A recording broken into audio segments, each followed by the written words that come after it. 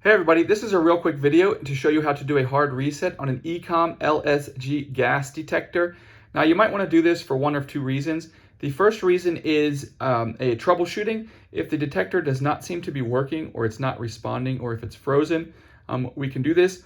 Also, if we just want to reset the values to 0 so that we can start it new and set it up in a new device, we can go ahead and do this. Just keep in mind, you need to do this in air that you know is clean, because when you do a reset, it's also going to recalibrate the sensors and everything.